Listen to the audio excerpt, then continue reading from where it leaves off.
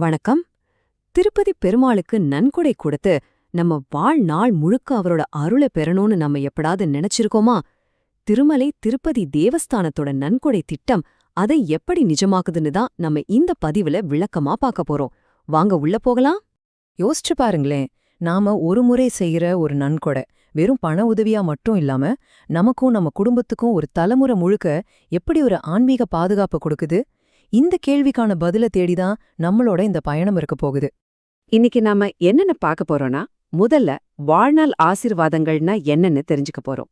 அப்புறம் நன்கொடைகளோட ஒவ்வொரு படிநிலைகளை பற்றியும், எப்படி நன்கொடை கொடுக்கறது, கொடுத்ததுக்கு அப்புறம் சலுகைகளை எப்படி பெறுறது, கடைசியா சில முக்கியமான தகவல்களையும் பார்க்க போறோம். சரி, வாங்க முதல் விஷயத்துக்குள்ள போலாம். வாழ்நாள் ஆசீர்வாதங்கள். இதுதாங்க இந்த திட்டத்தோட ஆணிவேரே.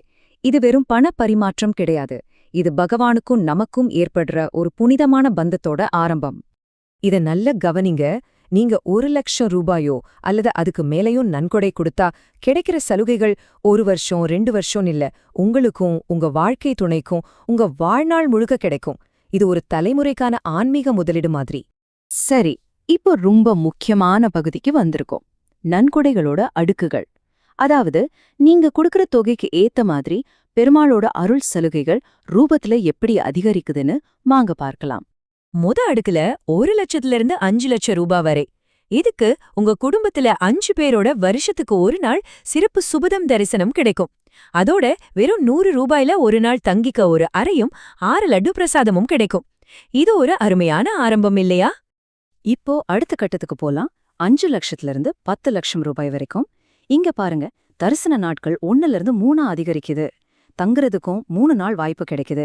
உங்க ஆன்மீக பயணம் இன்னும் கொஞ்சம் நீளமாவும் நிம்மதியாவும் அமையும். இப்பதாங்க ஒரு பெரிய மாற்றம் வருது. நீங்க 10 லட்சம் ரூபாய்க்கு மேல நன்கொடை கொடுக்கும்போது உங்களுக்கு கிடைக்கிறது சுபதம் தரிசனம் இல்ல, பிரேக் தரிசனம். அதாவது மூலவருக்கு மிக மிக அருகில போய் தரிசனம் பண்ற பாக்கியம். இது எவ்வளவு பெரிய விஷயம்னு பலருக்கும் தெரியும். அதோட தங்குறதுக்கு இன்னும் மேம்பட்ட அறை, கூடவே ஒருமுறை பரிசா 50 கிராம் வெள்ளி நாணயம். இது நிஜமாவே ரொம்ப ஸ்பெஷல். அடுத்து நாம நன்கொடைகளோட உச்சக்கட்டத்தை பாக்குறோம். 25 லட்சத்திலிருந்து 50 லட்சம் ரூபாய் வரை. இங்க பாருங்க, உங்களுக்கு சுபதம் தரிசனமும் கிடைக்குது, பிரேக் தரிசனமும் கிடைக்குது. ரெண்டுத்தோட பலன்களும் ஒன்னா கிடைக்குது. தங்குறதுக்கு இன்னும் பிரீமியம் வசதியுள்ள அறை, அது மட்டும் இல்லாம ஒரு முறை பரிசா 5 கிராம் தங்க டாலரோட வெள்ளி நாணயமும் கிடைக்குது. இதுதான் இந்த திட்டத்துல கிடைக்கக்கூடிய மிக உயர்ந்த நிலை மரியாதை. இப்போ இந்த அட்டவணைய பாருங்க, எல்லாத்தையும் ஒரே இடத்துல அழகா காட்டியிருக்காங்க. நன்கொடை தொகை அதிகமாக தரிசனமும் தங்குமிடமும் பிரசாதமும் எப்படி அப்கிரேட் ஆகுதுன்னு நீங்களே பார்க்கலாம். குறிப்பா 10 லட்சத்தை தாண்டும் போது கிடைக்கிற பிரேக் தரிசனம் ஒரு பெரிய மாற்றம். இந்த அட்டவணைய ஒரு நிமிஷம் நல்லா பாருங்க, உங்களுக்கே முழு விவரமும் புரியும். சரி, இவ்ளோ சலுகைகள் இருக்குன்னு பார்த்துட்டோம். இப்போ உங்க மனசுல வர்ற கேள்வி, சரி நான் எப்படி நன்கொடை கொடுக்கறது? அதற்கான பதிலதான் இப்ப பார்க்க போறோம். இது ரொம்ப சுலபம். 2 வழிகள் இருக்கு. ஒன்னு ஆன்லைன், இன்னொன்னு ஆஃப்லைன். ஆன்லைன்ல டிடிடியோட அதிகாரப்பூர்வ வெப்சைட்ல போய் சுலபமா உங்க கார்டு மூலமா பண்ணிடலாம். இது ரொம்ப வேகமான வழி. இல்ல எனக்கு பேங்க் மூலமா பண்ணணும்னு நினைச்சீங்கன்னா டிமாண்ட் டிராஃப்ட் எடுத்து திருப்பதிக்கு தபால்ல அனுப்பலாம். உங்களுக்கு எது சௌகரியமோ அதை நீங்க தேர்ந்தெடுத்துக்கலாம்.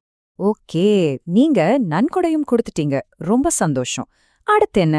இந்த சலுகைகளை நாம எப்படி பயன்படுத்திக்கிறது? வாங்க அதையும் பார்க்கலாம். நன்கொடை கொடுத்ததுக்கு அப்புறம் 3 ஸ்டெப்ஸ் தான். முதல்ல டிடிடி உங்களுக்கு ஒரு பாஸ்புக் மாதிரி ஒரு அடையாள அட்டை அனுப்புவாங்க. இதுதான் உங்க சலுகைகளுக்கான ஆதாரம். 2வது, இது ரொம்ப ரொம்ப முக்கியம். ஒவ்வொரு வருஷமும் ஜனவரி மாசம் நீங்க உயிரோட இருக்கீங்கன்னு ஒரு வாழ்நாள் சான்றிதழை அவங்களுக்கு அனுப்பணும். இத மறக்காம பண்ணணும். அப்பதான் சலுகைகள் தொடர்ந்து கிடைக்கும். 3வதா, நீங்க திருப்பதிக்கு போறதுக்கு முன்னாடி அங்க இருக்கிற நன்கொடையாளர் பிரிவுக்கு ஃபோன் பண்ணி உங்க தர்ஷனம், ரூம் எல்லாத்தையும் புக் பண்ணிக்கணும். அவ்வளவுதான். சரி, எல்லாத்தையும் முடிக்கிறதுக்கு முன்னாடி சில முக்கியமான விஷயங்களை நீங்க தெரிஞ்சுக்கணும்.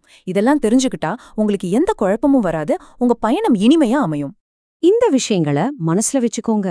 1, சலுகைகளை பயன்படுத்தும் போது முக்கிய நன்கொடையாளரான நீங்க கண்டிப்பா கூட இருக்கணும். 2, நீங்க கொடுக்கிற நன்கொடைக்கு வருமான வரி சட்டம் 80Gயின் கீழே வரி விலக்கு உண்டு. இது ஒரு நல்ல விஷயம்.